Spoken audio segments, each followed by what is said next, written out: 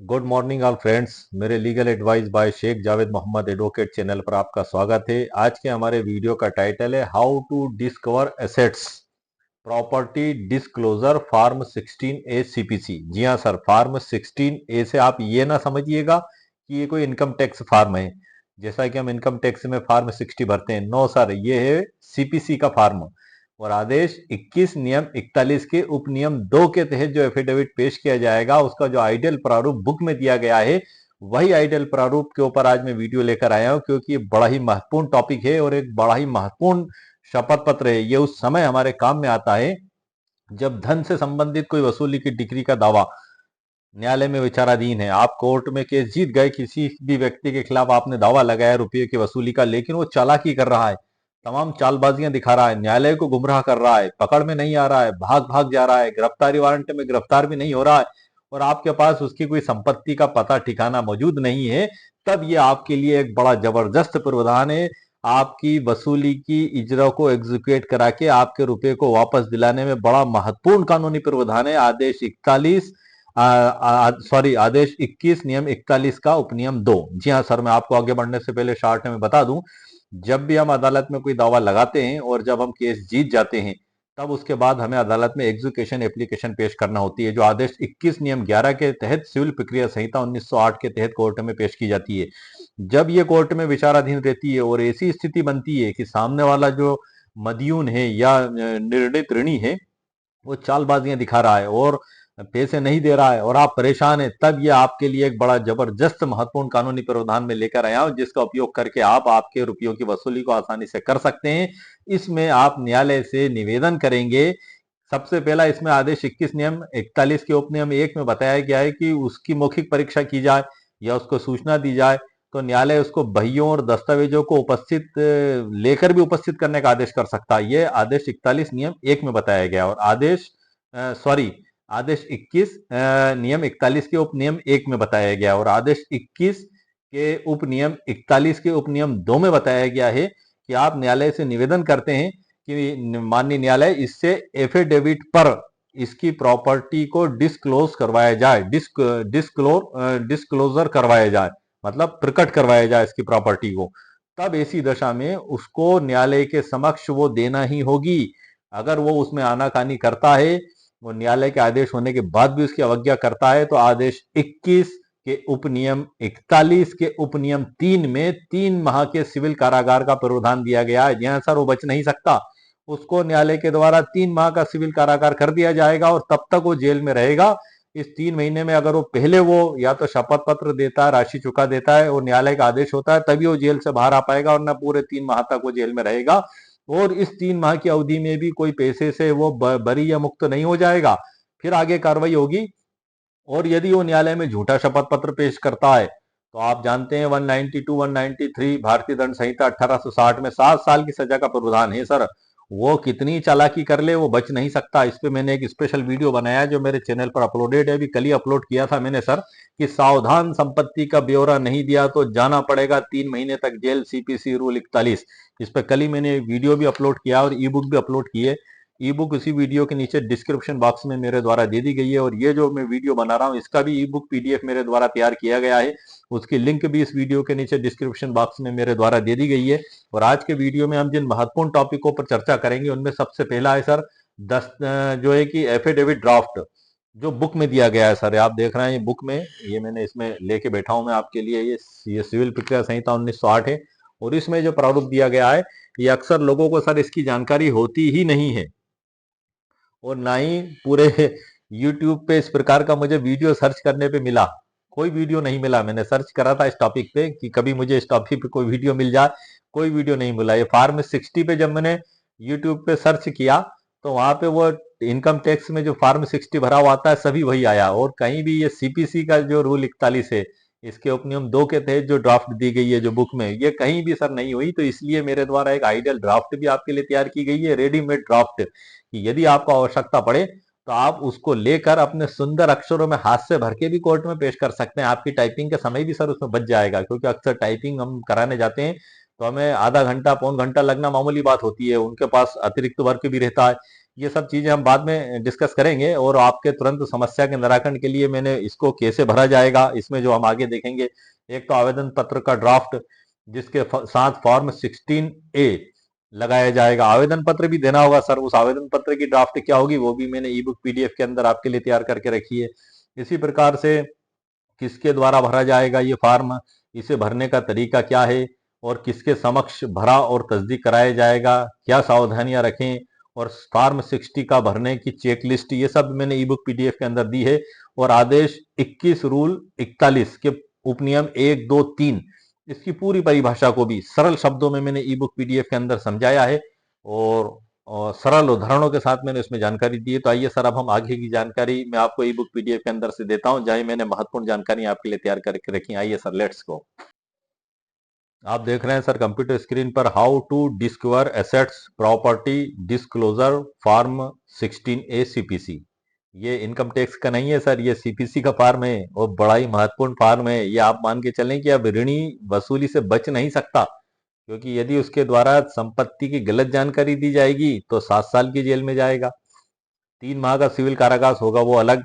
यदि सही जानकारी दी जाएगी तो न्यायालय उसको कुर्क करा के आपके पैसे की वसूली न्यायालय करा देगा।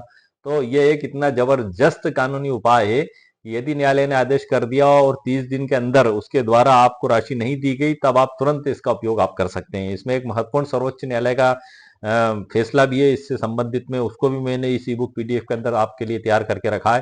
तो ये तो सर ई बुक का टाइटल हो गया और यही हमारे वीडियो का टाइटल है। डिस्क्लेमर भी इसमें मेरे द्वारा लिखी गई है, ये सब में प्रस्तावना भी है इसमें प्रारंभ में। और मैं सीधी मुद्दे की बात पे आता हूं। हम करते हैं शुरुआत मुख्य मुद्दे से। आप देख रहे हैं संपत्ति का शपथ पत्र, एफिडेविट ऑफ असेट्स, नियम 41(2), आदेश 21, नियम 41 का उपनियम 2।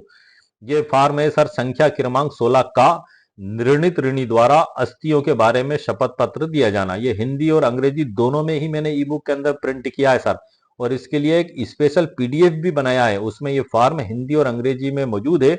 वहां से यदि आप प्रिंट करके निकालेंगे तो स्पेशल फॉर्म ही आपको प्राप्त होगा। वो फॉर्म भी मैं आपको बता दूंगा, उसकी लिंक भी इसी ये वीडियो के नीचे डिस्क्रिप्शन बॉक्स में मेरे द्वारा दे दी गई है। वो स्पेशल फॉर्म की लिंक है, और ये ई बुक PDF की लिंक है जिसमें सारी जानकारी डिटेल के साथ दी गई है। सर्वोच्च न्यायालय के फैसले, भरने का तरीका, फॉर्म का प्रारूप, ये सभी इस ई बुक PDF में दिया गया है। तो इस वीडियो के नीचे आपको 2 लिंक मिलेंगी। एक लिंक मिलेगी आपको इस फॉर्म को उपयोग करने वाला PDF, जिसमें सिर्फ PDF मिलेगा आपको हिंदी और अंग्रेजी में। जो बुक में दिया गया, जो बुक में प्रारूप दिया गया, वही प्रारूप उसके अंदर मेरे द्वारा रखा गया है।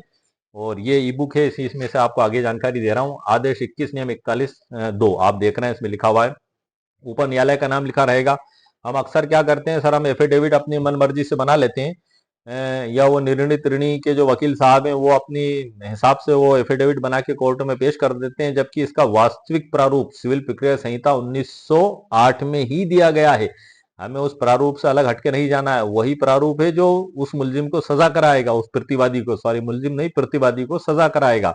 वो प्रारूप जो दिया गया वही मैं आपको पढ़ के बता रहा हूं। आप देख रहे हैं कंप्यूटर स्क्रीन पर, इसको शब्द टू शब्द, वर्ड टू वर्ड आप ध्यान से सुनिए। बड़ा ही महत्वपूर्ण प्रावधान इसमें दिए गए। ऊपर न्यायालय का नाम, इधर प्रकरण क्रमांक, और इधर आप देख रहे हैं डिक्रीदार और बनाम निर्णित ऋणी लिखा हुआ है। तो यहाँ आपको उसका नाम लिखना है। का में मतलब उसका पूरा नाम पता आ जाएगा। शपथ सत्य निष्ठा प्रतिज्ञान पर निम्नलिखित रूप से कथन करता हूं। नंबर 1, मेरा पूरा नाम, यहाँ आप स्पष्ट अक्षरों में लिख दें। दूसरा, मैं निवास करता हूं, यहाँ पे उसका पता लिख दें। तीसरा, मैं विवाहित, अविवाहित, विधुर, विधवा या विच्छिन्न विवाह हूं, वहां पे आप इसके आगे लिख दें। चौथा है, निम्नलिखित व्यक्ति मुझ पर आश्रित हैं, उनकी जानकारी भी उसको देना होगी।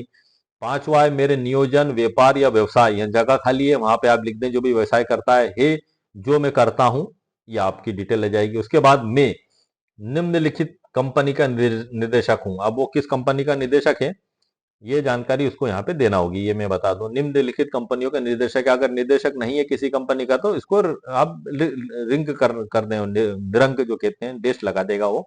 छठे में आएगा, मेरी वर्तमान वार्षिक, मासिक, साप्ताहिक आय आयकर देने के पश्चात निम्नलिखित है। आयकर देने के पश्चात का उसी में है, मेरे नियोजन, व्यापार का व्यवसाय, देश देश देश से रुपए आमदनी यहाँ लिखाएगी। खा में लिखाएगा अन्य स्रोतों से जो आमदनी है वो रुपए यहाँ लिखा जाएंगे। सातवें कॉलम में आएगा, का मैं उस ग्रह का स्वामी हूं जिसमें मैं निवास करता हूं, और उसका मूल्य, उसका वैल्यूएशन भी सर उसको लिखना होगा। क्योंकि मामला है डिक्री में उसकी प्रॉपर्टी की कुर्की का, वो अब नहीं छुपा सकता। जिस व्यक्ति को इस कानून की जानकारी अगर है और न्यायालय में पेश करता है, तो अब डिक्री मदी उनकी खैर नहीं है इसमें। अब वो कितनी भी चालबाजियां कर ले, या आखिरी उसका रास्ता है, वो मतलब ये आखिरी वो जगह है जहां से वो बच नहीं सकता, उसको पैसे देना ही होंगे, किसी भी हालत में उसको पैसे देना ही होंगे, क्योंकि यहाँ पे वो जहां भी बचने का प्रयास करेगा उसका नुकसान ही नुकसान है। एक तरफ 7 साल की सजा, एक तरफ 3 महीने की सजा। अगर वो समझदार है तो वो बैठ के पूरे पैसे दे देगा और राजीनामा कर लेगा, और उस प्रकार से डिक्रीधारी को उसको न्याय प्राप्त हो जाएगा। हम आगे देखते हैं इसमें मैं रेंट, बंधक, ब्याज इत्यादि के रूप में रुपए की वार्षिक राशि देनदारियों के रूप में देता हूं, उसका भी उसको उल्लेख करना होगा यहाँ पे। खा में है, मैं भाटक के रूप में रुपए की वार्षिक राशि देता हूं, किराए के रूप में अगर वो देता है तो उसका भी उल्लेख होगा। 8वें में मेरे पास निम्नलिखित चीजें क्या क्या है: बैंक खाता, स्टॉक और शेयर, जीवन विन्यास पॉलिसियां, गृह संपत्ति, अन्य संपत्ति और अन्य प्रतिभूतियां, इसमें उसको राइट लगाना होगा जो भी है। 9वें में मुझे निम्नलिखित ऋण शोध है, क्या क्या है, जो भी है उसको राशि रुपयों में उसको लिखना होगी, और मेरे समक्ष शपथ लिया गया इत्यादि और हस्ताक्षर।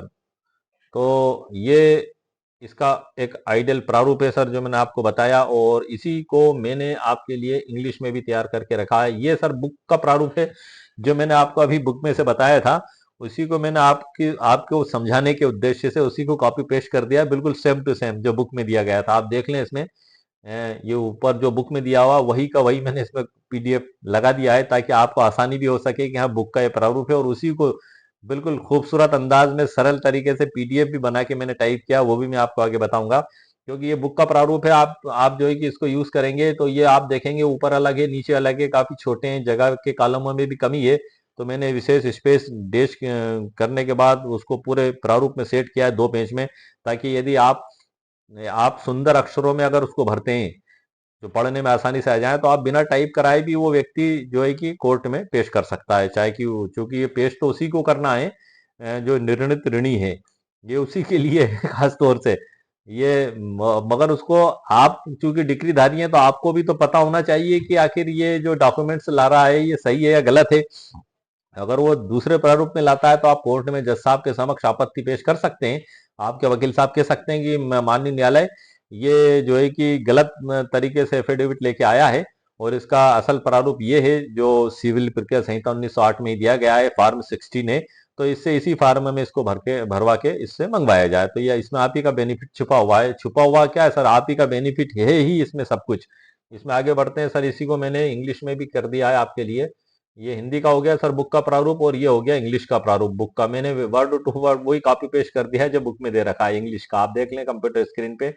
उसके बाद आता है सर फार्म। अब जब आपने ये फार्म 16 भर दिया, जो उसकी प्रॉपर्टी को जाहिर करने का फार्म है, कि वो आए बाएं शाएं जा रहा है, चालाकियां बता रहा है, जब न्यायालय ने आदेश कर दिया कि आप जो है कि आपका पूरा संपत्ति का ब्यौरा, चल अचल जो भी है आप लेके आए, तो वो निर्णित ऋणी किस प्रकार से पेश करेगा कोर्ट में, उसके लिए एक आवेदन तैयार करना होगा। वो आवेदन की ड्राफ्ट में आपको बता रहा हूं कि अनुलग्न रिपोर्ट, कंप्लाइंस रिपोर्ट का प्रारूप, ऊपर वही न्यायालय का नाम, इधर प्रकरण क्रमांक और वादी डिक्रीधारी बनाम ऋणित ऋणी हो जाएगा। विषय में आप लिखेंगे आदेश 21 नियम 41(2) सीपीसी के अंतर्गत संपत्ति के विवरण हेतु शपथ पत्र फॉर्म 16 का प्रस्तुत करने बाबत। ये वो लिखेगा, कौन लिखेगा? निर्णित ऋणी की ओर से जो ये फॉर्म भर के पेश किया जाएगा उसकी ओर से ये आवेदन लगाया जाएगा, और उसके साथ ही दस्तावेज सूची अनुसार तैयार करके वो फॉर्म 16 का लगाया जाएगा। इसमें महोदय करके लिखा जाएगा। निर्णित ऋणी की ओर से विनम्र निवेदन इस प्रकार है: नंबर 1, यह कि माननीय न्यायालय ने दिनांक, जगह छोड़ दिए छोड़ दिए को आदेश पारित कर निर्णित ऋणी को अपनी चल अचल संपत्तियों का विवरण शपथ पत्र पर देने का निर्देश दिया था। यहाँ वो तारीख लिखना जो न्यायालय ने आदेश किया था। दूसरा, यह कि उक्त आदेश के अनुपालन में निर्णित ऋणी अपनी एसेट्स का पूरा विवरण निर्धारित प्रारूप संख्या 16 का में इस रिपोर्ट के साथ संलग्न कर रहा है। तीसरा पैरा आएगा इसके अडॉप्टिंग का, यह कि संलग्न शपथ पत्र को शपथ आयुक्त, ऑथ कमिश्नर या नोटरी द्वारा विधिवत तस्दीक करवाया गया है। चौथा आएगा यह कि निर्णित ऋणी ने अपनी सभी ज्ञात संपत्तियां, आय के स्रोत और देनदारियों का सही विवरण प्रस्तुत किया है, और कोई भी जानकारी छिपाई नहीं गई है। ये उसके स्पष्ट होगी। और प्रार्थना आएगी अंत में। अतः श्रीमान जी से प्रार्थना है कि उक्त शपथ पत्र फॉर्म 16 का को रिकॉर्ड पर लेने की कृपा करें। दिनांक स्थान प्रस्तुतकर्ता में निर्णित ऋणी आ जाएगा, उसके हस्ताक्षर, और इधर द्वारा अधिवक्ता आ जाएगा। तो ये सर वो प्रारूप है। आप यदि डिग्रीधारी हैं तो आपको सचेत और जागरूक रह के इस बात को देखना होगा कि वो फॉर्म 16 का में जो है कि संपत्ति की घोषणा कर रहा है या सिंपल एक टाइप करवा कर ले आया टाइपिस्ट से। अगर वो लेकर आता है तो आप न्यायालय में जरूर आपत्ति करें, तुरंत आपत्ति करें कि माननीय न्यायालय ये बुक में ही प्रारूप दिया हुआ है, ये सिविल प्रक्रिया संहिता 1908 में, और उसी का पीडीएफ मेरे द्वारा तैयार भी कर लिया गया है। यदि आपको ऐसा लगता है तो आप उस पीडीएफ को निकाल कर दे दें और माननीय न्यायालय को बता भी दें जज साहब को। हालांकि जज साहब को पता है बुक के अंदर लिखा हुआ है, लेकिन यदि आप चाहते हैं तो आप उसको प्रिंट आउट निकाल कर प्रस्तुत भी कर सकते हैं बतौर उदाहरण के कि माननीय न्यायालय ये वाला प्रारूप है, इनसे भरवा के मंगवाया जाए। उसको नहीं मिलता तो आप दे दें, क्योंकि फायदा डिग्रीधारी का ही है और डिग्रीधारी को और उनके वकील साहब को भी इसमें पूरा सचेत रहना होगा।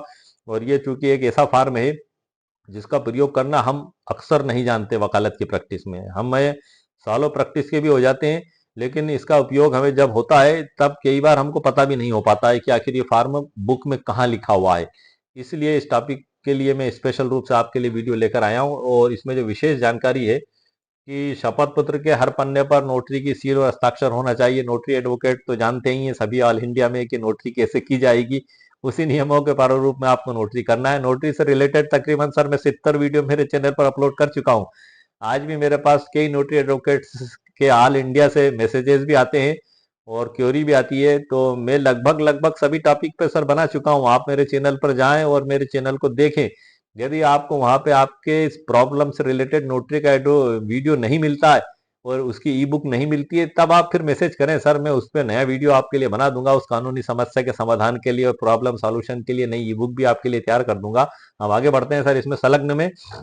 यदि संभव हो तो संपत्तियों के समर्थन में दस्तावेज जैसे कि बैंक स्टेटमेंट या रजिस्ट्री की कॉपी भी साथ लगाएं। इससे कोर्ट में ऋणी की सत्यनिष्ठता बढ़ती है। जेल की चेतावनी, यदि ऋणी या रिपोर्ट और शपथ पत्र जमा नहीं करता है तो डिक्रीदार कोर्ट से उसे 3 महीने की सिविल जेल भेजने की मांग भी कर सकता है। आगे बढ़ते हैं सर हम इसमें फॉर्म 16 का अपेंडिक्स ई फॉर्म 16A। यहाँ आप देखना सर ये इनकम टैक्स फॉर्म नहीं है, क्योंकि तमाम यूट्यूब पे मैंने जब भी सर्च करा है तो इनकम टैक्स फॉर्म ही निकल के आया है, गूगल पे मैंने सर्च करा वहां भी इनकम टैक्स ही आया है निकल के। ये मैं जो आपको बता रहा हूँ, मेरा अभी तक जहां तक मैंने ढूंढा ये पहला ही वीडियो होगा सर जो इस टॉपिक पे बनाया गया है। इस टॉपिक पे मुझे तो नहीं मिला, आपको यदि मिल जाए तो मुझे आप बताना।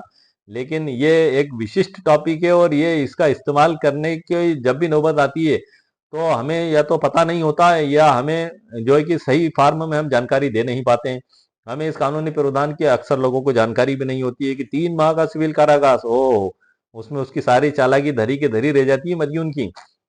वो यदि आप इसका प्रारंभिक तौर पर इसका इस्तेमाल अगर आप कर लेते हैं, आदेश 21 नियम 11 सीपीसी के एग्जीक्यूशन आवेदन पेश करने के बाद ही जस्ट हो जाता है इसका, तो वो तो सर आपका प्राइमरी स्टेज पे ही राजीनामा हो जाएगा, आपके सारे पैसे ही दे देगा वो। वरना यदि आपने इसका इस्तेमाल नहीं किया तो फिर सर आपको पता नहीं कितने सालों तक लड़ाई लड़ना पड़ सकती है। एक मैंने उदाहरण बताया था जैसे कि आपको मेरे प्रकरण का पिछले वीडियो में, कि हमारे पक्षकार की 10 साल से इजरा चली थी, 10 साल बाद उस 9.5 लाख की इजरा में वसूली की इजरा में उसको 3.5 लाख में राजीनामा करना पड़ा। उसने बड़े बड़े ही दिल से काम लिया और बड़े ही दिल वाला था वो हमारा पक्षकार, कि उसने 3.5 में 11 साल मुकदमा लड़ने के बाद सर राजीनामा किया। क्या मिला उसको सर? तो ऐसी परिस्थितियां आ जाती हैं। अब वो तो वास्तव में उसके पास कोई संपत्ति डिस्कवर ही नहीं हो रही थी, वो थी नहीं उसके पास कोई प्रॉपर्टी। वो उसने भी बड़ी चालाकियां की थी कि जिस गांव में था उस गांव से बेच के दूसरे गांव में ले ली संपत्ति और दूसरे गांव में दूसरों के नाम से खरीद ली, कुछ रजिस्ट्रियां नहीं कराई, रिकॉर्ड में थी ही नहीं, तो न्यायालय भला कहाँ से कुर्क कराएगा। 5 एकड़ से कम अगर जमीन खेती की तो मध्य प्रदेश में वो डिक्री की कुर्की से मुक्त है, वो छूट प्राप्त है। 5 एकड़ से ऊपर है तो वो उसकी कुर्की की जाएगी, तो रिकॉर्ड में ही कुछ नहीं आ रहा था। तो ये इसके लिए तो फिर आपको ये सावधानी रखना होगी कि इसमें आप उधार या तो दे ही नहीं, क्योंकि 10 साल मुकदमा लड़ने के बाद 9.5 लाख रुपए के 3.5 लाख रुपए व्यक्ति ले रहा है, तो ऐसे व्यक्ति को उधार देने से सर आपको क्या हासिल हो जाएगा? आप पहले जांच कर लें उसके पास पर्याप्त संपत्ति है, वो अच्छी माली हैसियत का है, तो आप एग्रीमेंट में उस चीज को लिखा भी लें, उल्लेख करा लें कि ये इतनी कीमत का मकान है या इतनी कीमत की संपत्ति है। ध्यान रखें 5 एकड़ से ऊपर ही होना चाहिए कि ये यदि ये मैंने नियत तारीख को इनके रुपए वापस नहीं किए तो इसकी रजिस्ट्री या तो इनको करा दूंगा या इसको विक्रय करके उनकी राशि वसूल करने के अधिकारी होंगे। खुलासा कर लें ताकि बाद में आपको उसकी संपत्ति ढूंढने की आवश्यकता ही ना पड़े, किसी कानूनी प्रावधान की आवश्यकता आपको ना पड़े। और उसके बाद भी यदि वो आए बाएं शाएं होता है कोर्ट में, तो भी आप इस आदेश का इस्तेमाल करके उससे एफिडेविट पे, शपथ पत्र पे उसकी प्रॉपर्टी की जांच करा कर सकते हैं, चलचल संपत्ति की। अब हम देखते हैं सर कि यह फॉर्म किसके द्वारा भरा जाएगा। यह फॉर्म निर्णित ऋणी, जजमेंट डिबेटर द्वारा भरा जाता है। निर्णित ऋणी वह व्यक्ति या पक्ष होता है जिसके विरुद्ध न्यायालय ने डिक्री फैसला पारित की है और जिसे डिक्री की राशि चुकानी है। दूसरी है, इसे भरने का सही तरीका स्टेप बाय स्टेप, फार्म में दी गई जानकारियों को पूरी ईमानदारी से भरना उसका अनिवार्य है। या आप डिक्री धारी हैं सर, आप जरूर ध्यान से सुनिए, क्योंकि ये गलतियां आप ही को पकड़ना उसकी, निर्णित ऋणी की कि वो कहाँ गलती कर रहा है, क्योंकि वो तो न्यायालय में दे देगा और माननीय न्यायालय के पास भी इतने काम और बयान, गवाह, सबूत रहते हैं, कई बार जज साहब देख भी नहीं पाते हैं और रिकॉर्ड में रख लेते हैं।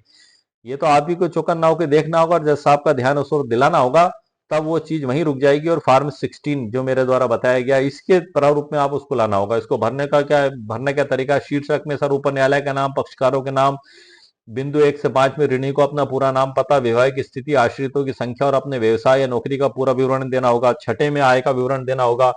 सातवें में देनदारियों के बारे में बताना होगा। आठवें में जो भी एसेट्स हैं उनके बारे में बताना होगा। नवे में ऋणी को किसी अन्य व्यक्ति से पैसा लेना है तो उसकी जानकारी भी इसको देना होगी। किसके समक्ष भराव तस्दीक कराया जाएगा, तीसरा पॉइंट है। फॉर्म पॉइंट है सर हमारा, किसके समक्ष भराव तस्दीक कराया जाएगा, न्यायालय के समक्ष ये पेश किया जाएगा और न्यायालय के समक्ष ही वो ये फॉर्म 16 भर के कहेगा कि मेरे पास ये संपत्तियां हैं। माननीय न्यायालय के अंदर रिकॉर्ड में उसके द्वारा पेश किया जाएगा उस आवेदन के साथ जो मैंने आपको बताया है। क्योंकि यह आदेश 21 नियम 41(2) के तहत न्यायालय द्वारा दिए गए आदेश के अनुपालन में दाखिल किया जाता है, इसलिए इसे संबंधित निष्पादन एग्जीक्यूशन कोर्ट के समक्ष ही प्रस्तुत किया जाता है। दूसरा है सर, शपथ आयुक्त या नोटरी सामान्यतः इस प्रकार के न्यायिक शपथ पत्रों को औथ कमिश्नर या न्यायालय द्वारा अधिकृत अधिकारी से तस्दीक करवाया जाता है। हालांकि फॉर्म के प्रारूप के अनुसार अंततः इसे न्यायाधीश के समक्ष ही पुष्ट माना जाता है, वहीं पेश होगा सर ये रिकॉर्ड पे आने के बाद। क्या सावधानियां रखना है आपको, झूठी जानकारी यदि निर्णित ऋणी इस शपथ पत्र पर कोई जानकारी छिपाता है या गलत जानकारी देता है तो उसे न्यायालय की अवमानना और झूठी गवाही के लिए दंडित किया जा सकता है, ये आपको पता होना चाहिए। हस्ताक्षर, ऋणी को हर बिंदु की सत्यता की पुष्टि करते हुए अंतिम हस्ताक्षर करना होंगे। निष्कर्ष क्या निकला सर इसका, निष्कर्ष ये निकला कि यह फॉर्म ऋणी की आर्थिक स्थिति का एक्सरे है। एक्सरे समझते हैं सर हम, जब हम एक्सरे लेते हैं तो हमारे जिस्म के अंदर तक की सभी चीजें बता देता है, हड्डी और गोश्त तक के अंदर की सारी चीजें निकाल के ले आता है, तो ये उसका एक्सरे है। ये यह फॉर्म ऋणी की आर्थिक स्थिति का एक्सरे है जिसका उपयोग डिक्रीदार उसकी संपत्ति कुर्क करवाकर अपना पैसा वसूल करने के लिए करता है। ये इसकी एक बहुत ही सरल और आसान भाषा में डेफिनेशन है जो आपकी समझ में आ गई है। फॉर्म 16A भरने की चेक लिस्ट दी गई है सर, मैं शॉर्ट में बता देता हूँ। न्यायालय और वाद का विवरण ऊपर आप चेक कर लें। पक्षकारों के नाम, व्यक्तिगत जानकारी, आश्रितों की सूची, व्यवसायिक विवरण, निर्देशक, आय का ब्यौरा, देनदारियां और संपत्ति की घोषणा, लेना, बाकी ऋण और शपथ और हस्ताक्षर, ये सभी चीजें सर उसके द्वारा आएंगी।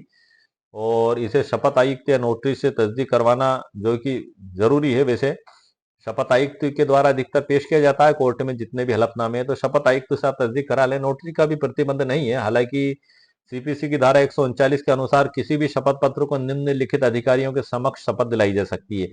कोई भी न्यायाधीश या मजिस्ट्रेट, दूसरा उच्च न्यायालय द्वारा नियुक्त शपथ आयुक्त जिसे हम औथ कमिश्नर भी कहते हैं, तीसरा नोटरी पब्लिक जो नोटरी एक्ट 1952 के तहत नियुक्त किया गया।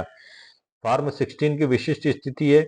फॉर्म 16 के जो अंत में लिखा हुआ है कि मेरे द्वारा मेरे समक्ष शपथ लिया गया, तो व्यवहार में जब निर्णित ऋणी या मदयून या फॉर्म भरता है तो वह इसे पहले शपथ आयुक्त या नोटिस से सत्यापित करवाता। आपको ध्यान रखना है सर, डिक्रीधारी को तस्दीक करते आए कि ऋणी ने शपथ पर यह स्वीकार किया है कि दी गई जानकारी इसके सर्वोत्तम जानकारी के अनुसार सत्य एवं सही है। ये इसका मतलब है। न्यायाधीश के हस्ताक्षर का अर्थ, प्रारूप में न्यायाधीश का स्थान इसलिए क्योंकि यह शपथ पत्र आदेश 21 नियम 41(2) के तहत सीधे न्यायालय की कार्रवाई का हिस्सा बनता है। इसमें न्यायालय श्रीमान जो भी व्यवहार न्यायाधीश वर्ग 1-2, इधर प्रकरण क्रमांक, उन्मान, शीर्षक और नीचे ये फार्म, वो जो है कि आवेदन पेश होगा और आवेदन के साथ में फार्म लगेगा।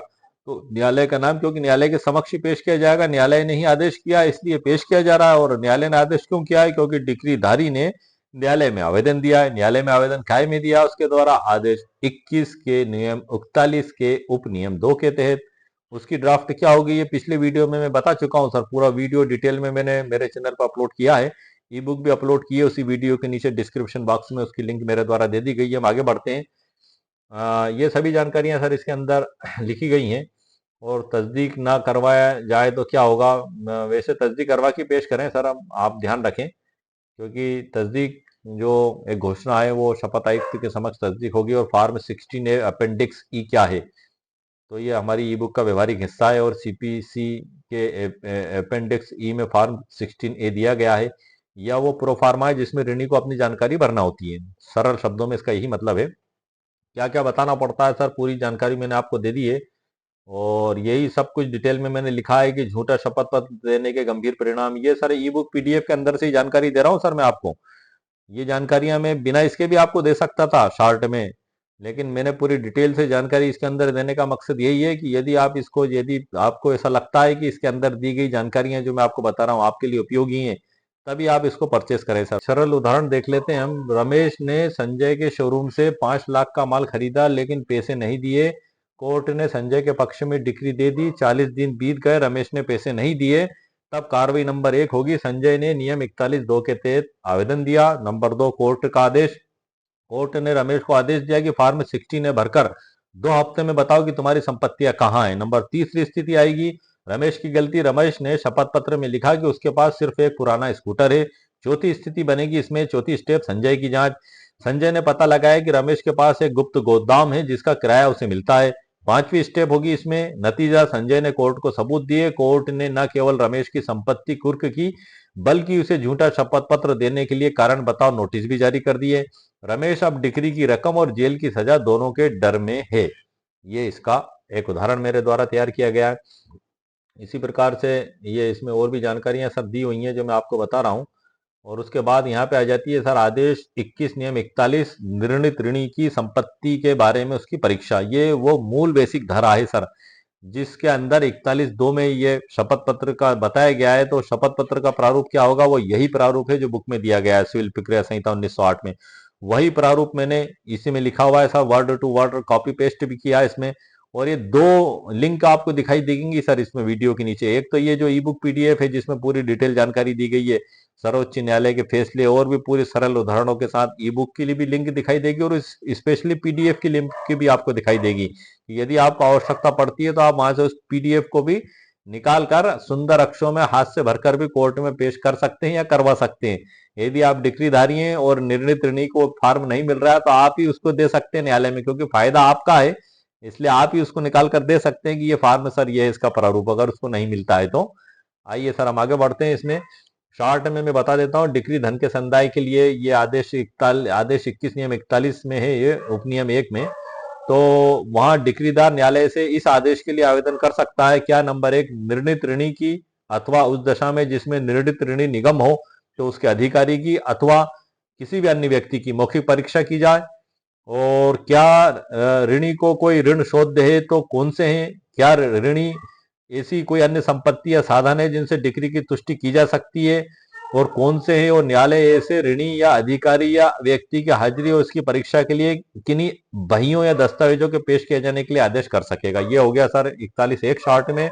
और 41(2) में सर बता दूं आपको, धन के संदाय के लिए डिग्री 30 दिन की अवधि तक यदि अनसेटिस्फाइड रहती है तो वहां न्यायालय डिग्री के आवेदन पर उपनियम 1 के अंदर अपनी शक्ति जो है उस पर प्रतिकूल प्रभाव डाले बिना आदेश द्वारा ऋणी से या ऋणी निगम है तो वह उसके अधिकारी से अपेक्षा कर सकेगा कि वह उसकी असेट्स की विशिष्टों का कथन करने वाला एक शपथ पत्र दे। ये उपनियम 2 में दिया हुआ है, 41(2) में। तो वो कौन सा शपथ पत्र है? वो वही शपथ पत्र है जिसकी ड्राफ्ट सर मैंने अभी आपको वीडियो के प्रारंभ में पढ़ के बताई थी। और उपनियम 2 में है, सजा का प्रावधान है इसमें सर, कि यदि न्यायालय या कोई ऐसा न्यायालय जिसे कार्रवाई अंतरित की गई है निर्देश दे सकेगा कि आदेश की अवज्ञा करने वाले व्यक्ति को सिविल कारागार में उतनी अवधि के लिए जो 3 मास से अनधिक की हो सकेगी तब तक निरुद्ध किया जाए जब तक कि ऐसी अवधि के अवसान के पूर्व न्यायालय उसको छोड़े जाने का निर्देश ना दे। तो ये तीनों बात हो गई, 1 2 3, गो, वेंट, गॉन, तीनों हो गया सर। यह तीसरे में तो गॉन ही हो जाएगा, वो मतलब वो आपके पैसे दे ही देगा, क्योंकि वो कहां तक भागेगा? न्यायालय है सर, न्यायालय को बड़ी सुप्रीम पावर बताया गया है। और इसी में सर आगे बहुत सी जानकारी दी, मैं आपको बता देता हूँ। यहाँ इसकी तीनों अवधारणाओं का विश्लेषण किया गया है सरल उदाहरण के साथ। और उसके बाद यह अध्याय 2 3 है, ऋणी की मौखिक परीक्षा, 41(1) का विश्लेषण। और उसके बाद है सर अध्याय 4 में आदेश की अवज्ञा और जेल की सजा नियम 41(3), और अध्याय 5 में सुप्रीम कोर्ट का मार्गदर्शन और लैंडमार्क जजमेंट। इसमें बड़ा महत्वपूर्ण प्रावधान बताए गए हैं सर सुप्रीम कोर्ट के, कि यदि कई बार ऐसा होता है कि एक पीढ़ी केस लड़ती है और दूसरी पीढ़ी डिक्री का फल पाती है, मतलब सालों मुकदमे चलते हैं। एक मुकदमा तो मैंने ही आपको बताया था सर, पिछले वीडियो में डिटेल से बताया था कि एग्जीक्यूशन सर 11 साल तक हो गए हमारे पक्षकार को लड़ते हुए। तो 11 साल में हाथ में क्या आया, 9.5 के 3.5। अब वो अगर उसके पास एसेट्स होते तो वो पूरे 9.5 ही सर वसूल होते। फिर अब जब कुछ है ही नहीं, तो मैंने पिछली वीडियो में बताया था कि नंगे के 9 गिरह बलवान। तो आप पैसा देने से पहले चेक कर लें कि सामने वाले के 9 गिरह बलवान तो नहीं है कहीं। यदि उसके 9 ही गिरह बलवान है तो फिर आपका पैसा वैसा नहीं आना है सर, आप उसको जेल भी भेज देंगे तो आप करेंगे क्या, वो फिर बाहर आ जाएगा। फिर वही खेल चलेगा, आपके 10 8 साल निकल गए, फिर 10 साल, फिर 10 साल, क्या उम्र ही बिता देंगे आप। तो उसमें तो जो मिल जाएगा आपको सामान्य रूप से उसमें संतुष्ट होना पड़ेगा। इसलिए ये आप पहले ही क्योरी कर लें कि वो संपन्न है कि नहीं, उसके अंदर लौटाने की क्षमता है कि नहीं, उसके बाद ही सर आप ऋण दें और उसको भी एग्रीमेंट में खुलासा करके लिखा लें, ताकि आपके पैसे डूबने से बच जाए। वरना केस जीतना बड़ी बात है और उससे भी बड़ी बात है उसका एग्जीक्यूशन होना, क्योंकि अगर एग्जीक्यूशन ही नहीं होगा तो जीता हुआ केस आपके किस काम का रहेगा। सर हम आगे बढ़ते हैं। राहुल एस शाह बनाम जिनेंद्र कुमार गांधी 2021 का सुप्रीम कोर्ट का बड़ा ही महत्वपूर्ण जजमेंट है। और इसमें जो है कि निष्पादन की कार्रवाई कोई नया मुकदमा नहीं है, बल्कि न्यायिक को अंतिम परिणति तक पहुंचाने की प्रक्रिया है। इसमें बड़े ही महत्वपूर्ण प्रावधान दिए हैं, जैसे कि 6 महीने के नियम के बारे में बताया है कि दायर होने के 6 महीने के भीतर ही किया जाना चाहिए उसका एग्जीक्यूशन, कारण दर्ज करना होगा उसको, और ऋणी की चालाकियों को रोकने के कड़े निर्देश इसमें दिए गए हैं। ये सब कुछ सर्वोच्च न्यायालय के फैसले में दिया है सर। इस पे मैं फिर नेक्स्ट वीडियो स्पेशल इसी पे बनाऊंगा आपके लिए। व्यवहारिक मार्गदर्शिका आवेदन कैसे ड्राफ्ट करें, ये भी सर इसमें दिया हुआ है, कि आदेश 21 नियम 41 1 व 2 सीपीसी के तहत निर्णित ऋणी की मौखिक परीक्षा एवं संपत्ति के शपथ पत्र हेतु आवेदन, ये उसकी ड्राफ्ट है सर। वहां जो मैंने आपको ड्राफ्ट बताई थी, वो जो मदयून है, ऋणी है, वो आवेदन देगा उस फॉर्म 16 का को भरकर कोर्ट में। और इधर जो डिक्रीधारी है जो केस जीता है, वो आवेदन देगा ये वाला, कि माननीय न्यायालय उससे शपथ पत्र पे ये सभी चीजें जाहिर करवाई जाए। तो वो ये उसकी भी ड्राफ्ट है, मैं पढ़ के बता देता हूँ सर शॉर्ट में। विषय हो गया ऊपर वही न्यायालय का नाम, प्रकरण क्रमांक, विषय हो गया डिक्रीदार की ओर से निवेदन है नंबर 1, कि डिक्री के पक्ष में दिनांक, डिक्रीदार के पक्ष में दिनांक को रुपये की डिक्री पारित की गई है। दूसरा है, डिक्री पारित हुए 30 दिन से अधिक का समय बीत चुका है, किंतु ऋणी ने, निर्णित ऋणी ने डिक्री की राशि का भुगतान नहीं किया है। तीसरा पॉइंट आएगा आवेदन की ड्राफ्टिंग का सर, यह कि डिक्रीदार को पूर्ण विश्वास है कि निर्णित ऋणी के पास पर्याप्त चल अचल संपत्तियां हैं जिन्हें वह जानबूझकर छिपा रहा है ताकि डिक्री का निष्पादन ना हो सके। चौथा पैरा आएगा सर इसमें, यह कि न्याय के हित में आवश्यक है कि निर्णित ऋणी को न्यायालय में बुलाकर उसकी मौखिक परीक्षा की जाए और उसे अपनी संपत्तियों का ब्यौरा शपथ पत्र पर फॉर्म 16A पर देने हेतु आदेशित किया जाए। और प्रार्थना अंत में लिखेगा डिक्रीधारी, अतः श्रीमान से निवेदन है कि निर्णित ऋणी को न्यायालय में व्यक्तिगत रूप से उपस्थित होने और अपनी समस्त एसेट्स का विवरण शपथ पत्र पर प्रस्तुत करने हेतु आदेश देने की कृपा करें। आदेश का पालन न होने पर नियम 41(3) के तहत कार्रवाई करने की कृपा करें। दिनांक और हस्ताक्षर और वकील साहब के हस्ताक्षर। आवेदन के साथ क्या क्या लगाएं, मूल डिक्री की प्रमाणित कॉपी, निष्पादन याचिका की प्रति, स्वयं का शपथ पत्र और प्रारंभिक साक्ष्य यदि कोई हो। वकीलों और पक्षकारों के लिए प्रो टिप्स भी इसमें मैंने लिखी है, कंबाइंड एप्लीकेशन दें, तीसरे पक्ष को भी जोड़ें, सिविल जेल का डर दिखाएं, राहुल एस शाह जजमेंट का हवाला दें, निर्वाह भत्ता तैयार रखें। और ये इसके बाद फिर अंतिम अध्याय 7 में आता है सर्वोच्च न्यायालय का फैसला 22 अप्रैल 2021 का, राहुल एस शाह बनाम जिनेंद्र कुमार गांधी। इसमें 14 गाइडलाइन दी गई न्यायालय के द्वारा, सर्वोच्च न्यायालय के द्वारा, कि वो भूमि है तो उसका सीमांकन करा लें, कमिश्नर नियुक्त कर दें, उसकी संपत्तियों के शपथ पत्र पर आप बुला लें, प्रकट करवा लें। आदेश 11 नियम 14 उसमें सभी बताए गए हैं, ताकि बाद में कोई जो है कि विवाद पैदा ना हो। सब कुछ आप पहले ही कर लें ताकि एग्जीक्यूशन के समय कोई विवाद की स्थिति ना बने, आप पहले ही उसको निपटा लें। बड़े निर्देश दिए गए, गाइडलाइन, वो मैं इस पे स्पेशल वीडियो सर आपके लिए बनाऊंगा। ये पूरा जजमेंट भी मैंने सर इसमें किया हुआ है और उसकी सरल व्याख्या भी इसमें मेरे द्वारा की गई है। और ये ऐसे मामले हो जाते हैं सर, बहुत उलझन पुलझन हो जाती है जब एक व्यक्ति एक को प्रॉपर्टी बेच देता है, फिर उसके बाद किसी और को बेच देता है, वो किसी और को बेच देता है, और इधर अदालत में मुकदमा होता है और सभी खरीदार आके अपने अपने हक का दावा करते हैं। तो उसमें बड़ी महत्वपूर्ण गाइडलाइन दी गई है, ये जैसे कि नारायण अम्मा नामक महिला ने अपनी जमीन का एक बड़ा हिस्सा जिनेंद्र गांधी गांधी डिक्री धारक को 1986 में बेचा था। और धोखाधड़ी और दोबारा बिक्री। जमीन बेचने के बाद नारायण अम्मा की नीयत बदल गई। उन्होंने उस जमीन को लेकर विवाद खड़ा किया और कब्जे के मुकदमे के दौरान ही उस जमीन को राहुल एस शाह अपील करता और अन्य को कई लोगों को दोबारा बेच दिया। मुकदमे का जाल एक तरीके से जाल ही हो गया सर ये। खरीदारों में गांधी परिवार ने कब्जे के लिए केस किया, जबकि विक्रेताओं ने बिक्री को अमान्य घोषित करने का केस किया। मामला वर्षों तक चला सर, 86 का मामला। तो निचली अदालत का फैसला हुआ जिसमें विक्रेताओं का आदेश दिया कि वह कब्जा खाली करें। और 14-15 साल तक चली ये एग्जीक्यूशन, क्योंकि विक्रेताओं ने जमीन तीसरे पक्ष राहुल शाह को बेच दी थी। इसी प्रकार से कर्नाटक उच्च न्यायालय ने जो दिया कि बाद के खरीदारों की सभी अपीलों को खारिज कर दिया, विक्रेताओं और बाद के खरीदारों की। उसके बाद सर्वोच्च न्यायालय में पहुंचा तो सर्वोच्च न्यायालय ने इसमें जो बड़े ही दिशा निर्देश दिए और राहुल एस शाह ने हाई कोर्ट के आदेश को सुप्रीम कोर्ट में इसमें चुनौती दी थी। तो उसमें माना था कि 11.80 लाख से ज्यादा एग्जीक्यूशन केस लंबित हैं। इसे खत्म करने के लिए कोर्ट ने निम्नलिखित आदेश दिए। नंबर 1, अदालतों की सक्रिय भूमिका हो। दूसरा, संपत्ति की पहचान, सार्वजनिक सूचना, 6 महीने का समय सीमा और कठोर दंड। ये सब कुछ इसमें बताए गए हैं जो मैंने संक्षिप्त में आपको बता दिए। इसकी पूरी व्याख्या सर मैं नेक्स्ट वीडियो में आपके लिए करूंगा पूरी डिटेल के साथ। तो और उसके बाद सुप्रीम कोर्ट की आप देख रहे हैं 14 अनिवार्य गाइडलाइन मैंने इसमें लिखी हुई है। ये सब इस ई बुक पीडीएफ के अंदर लिखा हुआ है और अंत में सर इसके फिर डिस्क्लेमर आ गई है। और ये हमारे यहाँ से शुरुआत है, how to discover assets property disclosure form 16A CPC। तो आज के वीडियो में सर मैंने आपको एक बड़ी ही महत्वपूर्ण कानूनी जानकारी दी है जिसका हम अक्सर ध्यान नहीं रख पाते हैं। यदि हम इसका ध्यान रख लें तो वसूली हमारी बड़े ही आसानी से प्रारंभिक चरण में ही हो जाएगी और जो भी हालात होंगे वो तुरंत ही कोर्ट के समक्ष सामने आ जाएंगे। क्योंकि एक बात यह है कि जैसे सामान्य प्रोसेस है जो प्रैक्टिकली होती है कि हमने आदेश 21 नियम 11 के तहत कोर्ट में एग्जीक्यूशन का आवेदन पेश किया, हम वसूली का दावा जीत गए।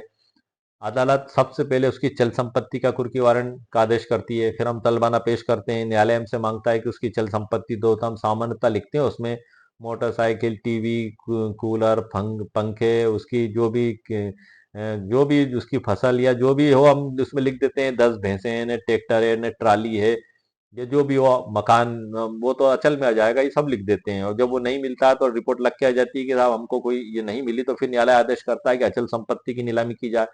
तब आपकी ये जिम्मेदारी होती है कि उसकी अचल संपत्ति की लिस्ट न्यायालय के समक्ष पेश करें कि इसकी संपत्ति की नीलामी करके हमें दी जाए। प्रॉब्लम वहां खड़ी होती है कि जब डिग्रीधारी को यह पता ही नहीं होता है कि उसके पास क्या क्या संपत्ति है।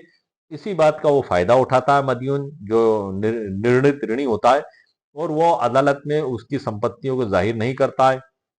न्यायालय कहता है डिक्रीधारी से कि लाओ भाई संपत्ति, डिक्रीधारी को पता नहीं है। तब ये आदेश जो है आपके लिए बड़ा ही महत्वपूर्ण और सहयोगात्मक भूमिका निभाते हुए आपकी वसूली कराने में पूरा पूरा योगदान देगा।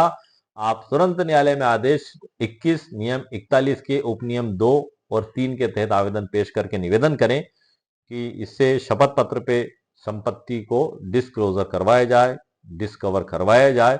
तो न्यायालय जब आदेश कर देगा तो वो फिर आपकी संपत्ति की वसूली, उसकी संपत्ति उसको देना ही होगी। क्यों देना होगी? क्योंकि 3 महीने की सजा का प्रावधान है अगर उस आदेश का पालन नहीं करेगा तो। ये 41(3) में दिया गया है, बिल्कुल क्लियर।